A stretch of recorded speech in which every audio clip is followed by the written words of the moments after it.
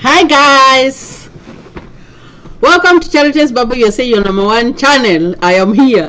It's early in the morning that I have to do this video, and this is gonna be good. This is good. It's a good video that I am going to talk about regarding a question that had been asked by my viewer a while ago, and I've been keeping it here, but then today I'm like, I have to do this. So my name is Charity Nganga. This is Charities Baba USA, your number one channel.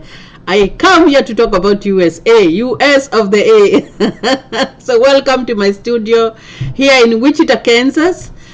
Today I am going to talk about Aupair, so that we can have an overview of what it is, and to see if that could be a pathway for someone to come and live in the US. But before that, let me acknowledge my subscribers, guys.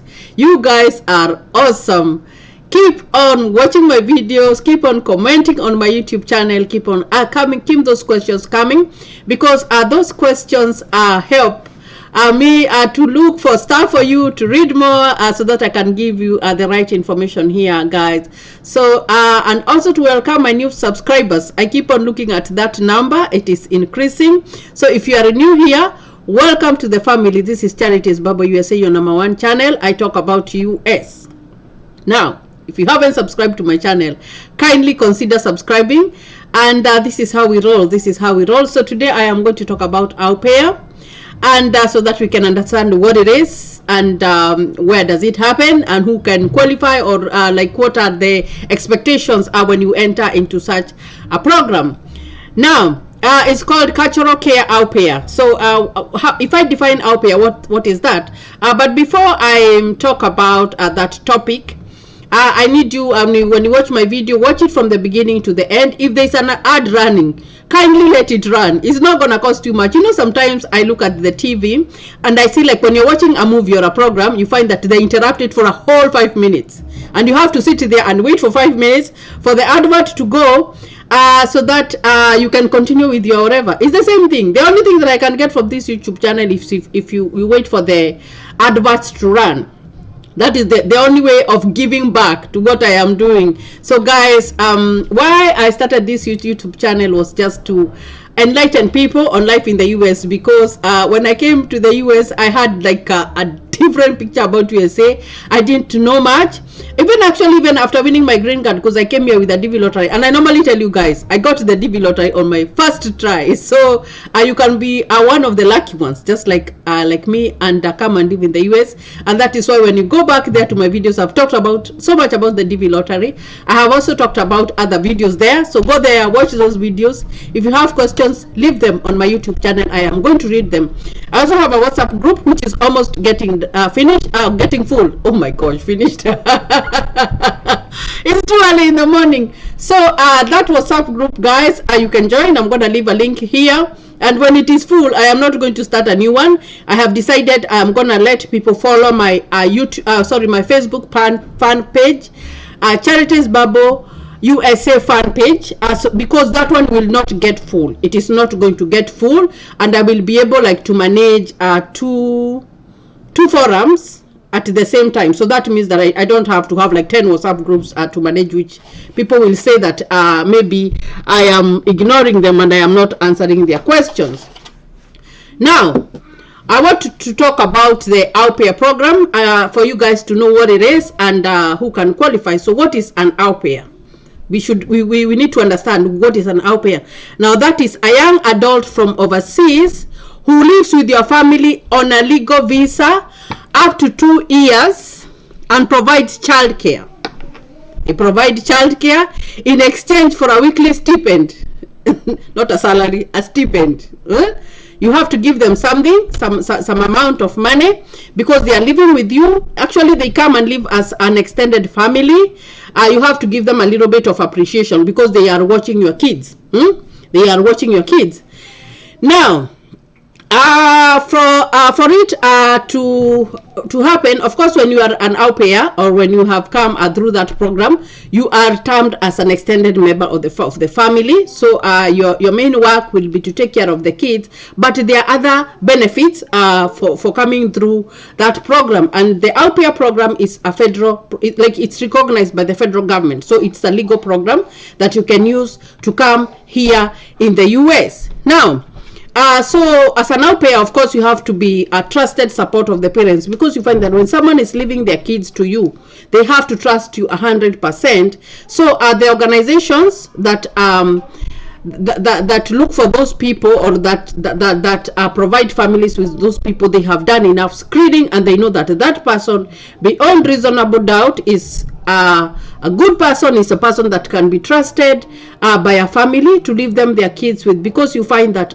here in the US, I told you that kids, you cannot play with kids. You have to be very keen and very watchful. So this person has to be very trusted. Now, the host family is, for example, like me, I can be a host family because I have little kids, but of course I'm going to tell you about the age limit of the kids that you can go to take care of. I'm going to tell you about the age limit, because there are those limitations.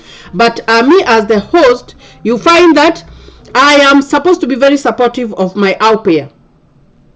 I'm supposed to be very, because this is not a nanny, this is an au pair. So you find that, and I'm going to talk about this because I came from Kenya, and you know, Kenya, you are nannies, and some people do not have regard for those nannies. They don't have regard for them. They don't even care about them. And you find that sometimes these nannies end up doing very bad things to maybe your kids and to your family members. But if an investigation was done correctly, you find that we are very fast to condemn the person, the caregiver of the child, but we do not look behind and see what was the host, or what was the people who had hired that nanny doing to that nanny, so that it could go to that one. Because every action has a reaction. You see what I mean? So as a host family, you have to be very, very supportive of this au pair, and we are going to look about what is required of you as a host family, so that you can have a very good interaction with this person who is helping you to take care of kids. I told you guys, it's very hard to take care, like it's very hard to hire a nanny here, because the schedules are very tight, and everybody has to work here in the US. It's unfortunate, but everybody has to work. You have to work, unless maybe you are married to a millionaire or whatever. But of course, working, it doesn't matter whether you are married to a millionaire or what. It gives a sense of independence. When you go to work, it doesn't matter even if you're getting millions from your partner. Going to work creates some source of independence, because like you feel like you are a team player. You're a team player. So if you're not bringing, even if it's $1, you don't feel like a team player.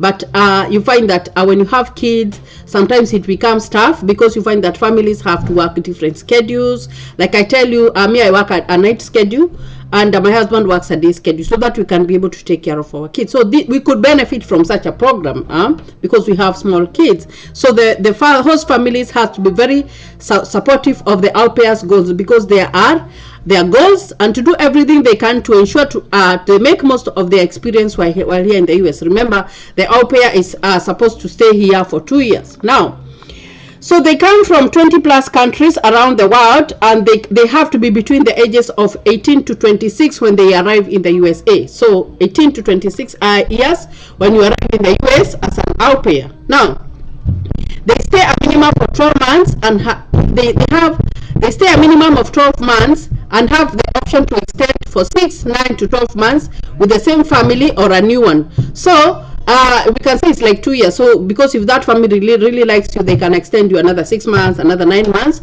or another 12 months. We can be with the same family or a new family, depending on the experience that you had with a certain family. So that depends on that. Now, most au pairs are women, but we have amazing male au pairs as well. That's good. Most of them are women. The highest percentage is women, but we also have men who are wonderful. Who are wonderful. Now, you find that for you to be an au pair, you have to live with an American family. Of course, you will receive a room, board, and a minimum weekly stipend. It's like an appreciation of roughly 195.75 from the host family, like let's say roughly like $200 every month from the family, because there are other benefits that you will benefit other than that money. Of course, they are housing you in their home, and of course you find that for an au pair to come, you are not going to keep the au pair in the same room with your kids. No, they have to have a separate room. You have to ensure that you have a separate room, because here it's a little bit different. You find that even if kids share, let's assume like kids share a room, siblings, they share a room, you find that they are supposed to have, each is supposed to have their own bed. Each child is supposed to have their own bed. It is not like the, remember when we grew up, when I grew up myself, actually it's funny, like I can tell you guys that when I grew up, even up to where I was in high school, I didn't have a bed. I slept on the floor. I slept on the floor. I can't even remember when, I think I had even finished Form 4. That is when my mom was able to buy me a bed. Yeah, I didn't have a bed. So here in the US is different. You find that you have to buy beds for your kids. Sometimes maybe you can buy a double decker, a double decker. But so if kids have to share a room. But this au pair, because this au pair is coming to take care of your kids, they have to have their own separate room. You are not going to put them in the same room with their children. No, it doesn't work like that. So they have to have a separate room on board. Now, what are they required to do? They are supposed to provide child care. They can provide up to 45 hours of child care per week. Or up to 10 hours per day, and not overnight. It is only during the day when you are working. So at night, it is their time. It is not like, it's a little bit different from the girls who go to Middle East, and some of them have very bad experiences whereby they don't let them sleep, and maybe they are working even up to 2 a.m. in the morning, and maybe that employer is giving you like 2 hours to sleep. That's sad. It's so sad that human beings can treat other humans like that. It's so bad. But you find that in this program, the au pair is only supposed to take care of your kids for that certain time, 10 hours.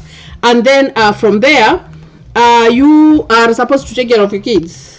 So it is not that you have found a maid, no. And you have to sign something, a contract, to say, to have, the agreement. Now, the au pair must be proficient in English. They have to know English. That is one thing, and they will be tested on English. They have to know English. They have to be a secondary school graduate, or they have to have an equivalent of that. I've talked about all the equivalents and equivalences when we are talking about education.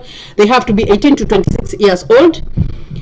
They have to be fully capable of fully participating in the program as evidenced by the satisfactory, oh my goodness, completion of a physical. So that means that you'll have to go to a doctor, a certified doctor, and they have to do a physical and make sure that you are fit to do that work. The other thing, you have to you will be personally interviewed on English, so that they know whether you know English, because you know that American kids, they just speak English. Even my 2-year-old, I am trying to speak to her in my own language, but she is leaned so much on English. So you find that you have to know English so that you can be able to communicate with these children. The other thing, you have to successfully pass a background check. Now, I told you guys when you are coming to the US, it doesn't matter what you are coming to do. You have to pass a background check. That is very, very, very, very important and crucial. You have to pass a background check. Now, so as an au pair, what are the benefits? So you will provide childcare, but I said it's at a limited time, and of course you get like a stipend of like roughly like $200 every month. Now, what are the benefits? How do you benefit as an au pair? Living with the host family, how are you going to benefit? The host family stay, you live with the family for 12 months, and of course I said that you can extend, and you receive professional training. Of course, you will be trained by those organizations. They will train you. You receive a minimum of 32 hours of childcare training before you start. And of course, when you go to the house of that person, they have to do orientation so that you can know, like, the American systems. You have to be oriented. Now, another one, the childcare experience, of course, I said is 10 hours or 45 hours in a week of childcare.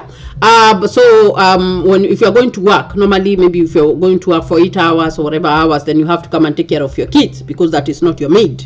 Okay, school credit. Now, You have a benefit here because you will go to school and complete 6 hours of academic credit or equivalent in formal educational settings at an accredited US post-secondary educational institution. So you can go for a vocational college when you are an au pair, because that is one of the things that the host family should be able to provide for you. They should be able to provide for you to go and do at least 6 credit hours, which is a benefit when you go to an American college and you are just come to take care of someone's kids. You know, that's a very, very good privilege, and it's a good thing. You know, if something is good, it's good. Now, let us look at the rules. What are you required to do? Or where will you go? What is the rule? What is the federal government put to say that these are the rules and this is what we want? This is the kind of kids, or this is the kind of families that the au pair can go to. And the first one is that you cannot go to a family that has an infant who is less than 3 months old. You cannot go there unless a parent or other responsible adult is at home, so that you will not be left with that baby unless the parent, maybe like it's a lady who lives in the house and the husband goes home and you're just there, but the parent has to be there if that baby is less than 3 months old. Of course, in homes with children under 2 years of age, unless the au pair has at least 200 hours of documented infant child care experience. So there is no way there is a baby who is below 2 years old and you do not have at least 200 hours of experience. Of course, if you are a first time, you won't have all those hours. So that means that you cannot go to a family that has a baby who is less than 2 years, because those are very delicate. They are very, very delicate, and I don't know, but I think I've had very stressful experiences with having children. So for me, even like taking my kids to a daycare, I don't know if I am able to. I don't know if I'm able to. So that's why we decided with my husband that we're going to be taking care of our kids at different schedules, because I don't know if I can trust a stranger with my children. That's for me. So I find that the federal government makes sure that if the baby is below 2 years old, then you cannot. Now, they cannot be placed in families with special needs children as identified by the family, unless the au pair has identified prior experience, skills on training, or training in care of special needs children, and the host family has reviewed and acknowledged the au pair's prior experience, skills, and training in writing and in training in writing. Now let's assume we have kids who have special needs, and this one is, it's unfortunate, and but you have those kids. You can have a baby, they have some problems, or maybe they have some they have some what can I say, they're just special needs. So if you have a child with special needs, an au pair cannot be sent to that home unless that au pair has been trained and they have documented information that says that they went to school and they were trained how to take care of kids with special needs. So those are the families that they will not be placed. They are not going to be placed. Now, so what is required? So educare, childcare, and before after school. So you have to take care of kids maybe before school and after school.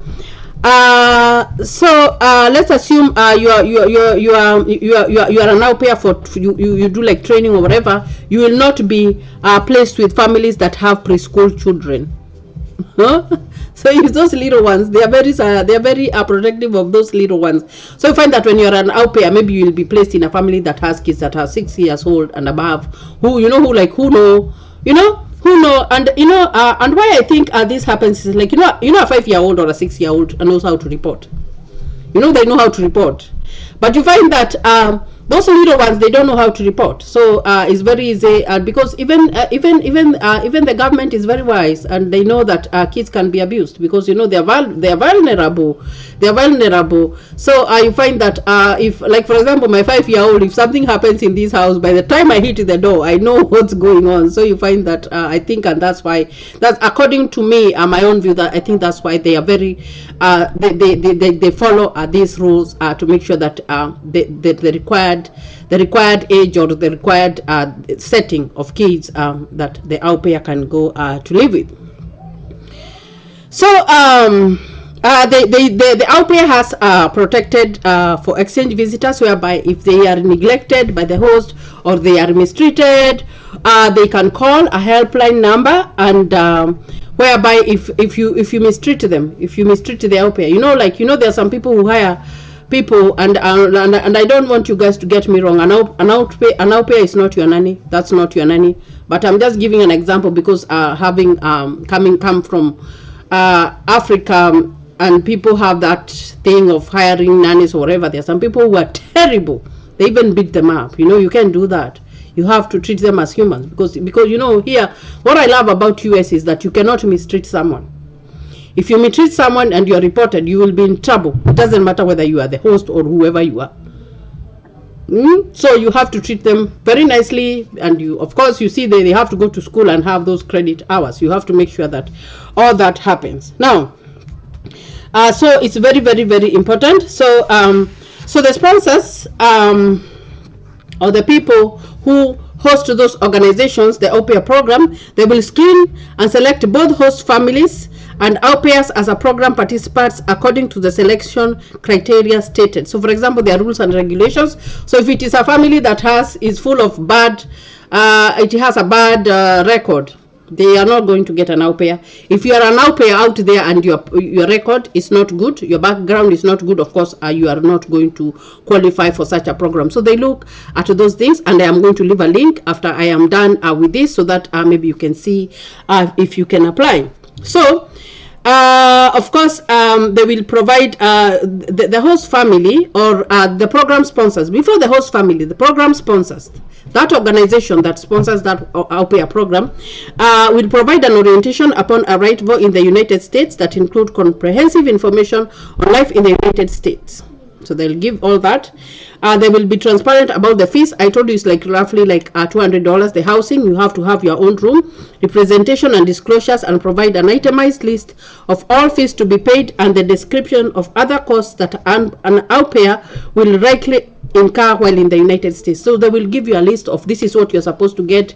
If it is insurance, this is what that host is supposed to cater for all that stuff. If it is school, when they have to take you to school to do your 6 credit hours, all that stuff, it has to be an itemized list. And of course they will be monitoring. They will be monitoring, whereby they will be seeing they normally have people who they follow up to see what's going on and how you are faring with the program. They always do that. Now you find that I said that for you to be eligible, you have to be 18 to 26 years old. I said childcare is not more than 10 hours. Now let's look at let me look at something else here that I wanted to tell you about. You study in an American college, I said that. And of course the other thing that you do is to share in their culture. You have your own culture, where you come from, and the American culture, so you get to know all about America and all that stuff. So it's a good thing. It's a good exchange program. Now so most of the time they look for a family that is interested in cultural exchange. There are some people who don't care about other different cultures, but if you're really interested in other cultures, then you are welcome to apply for this program and see if you can qualify. So we have some questions. What is expected of me as a host? Of course, a host must be a legal permanent resident or a US citizen. You have to be a legal permanent resident or a US citizen. It's very, very, very important. And of course you will treat that au pair as your extended family. So let's assume the things that you do in your home, for example, something like a birthday for your kids. You find that if their birthday, it's good to know their birthday so that you can celebrate their birthday like you celebrate for your kids. You know what I mean?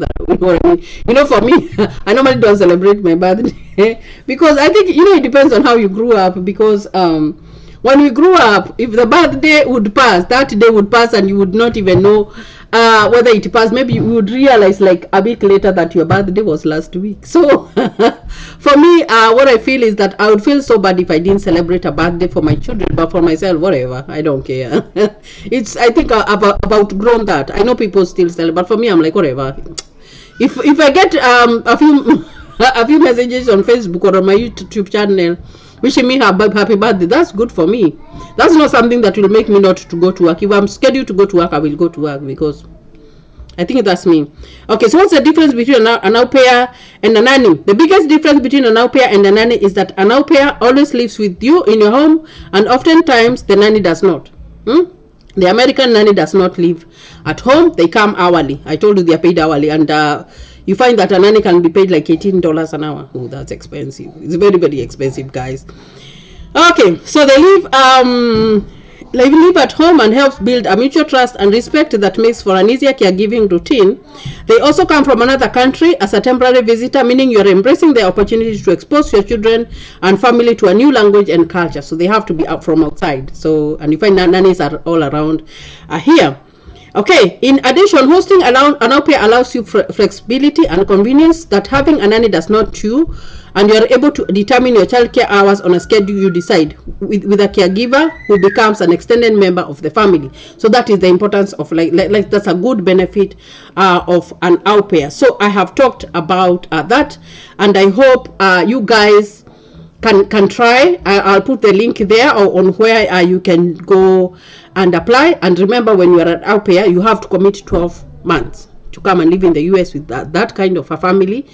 And of course, I've told you about the benefits. And of course, if you're a good person, you can extend 6 months, 9 months, up to another whole year. It can be with that family or a different family. And of course, if you go with a family that is difficult and maybe you're not able to live there, I told you that they do follow up. And when they do follow up, they are able to know whether you are comfortable or not as an au pair. See what I mean? Of course, I said the background check, that one it must be done, and of course you must have a valid driver's license. So so that is what I had for you today. Just to explain, that is a way that you can use to come to the US. You can apply through the blood program. I am going to leave the link down there so that you can just try and apply. Who knows, you can be picked by that organization and you end up with a family in the US and take care of their kids, and learn and be taken to a college. That's a benefit. So guys, thank you for watching this video. Please like it, leave a comment, and until next time, thank you and God bless you.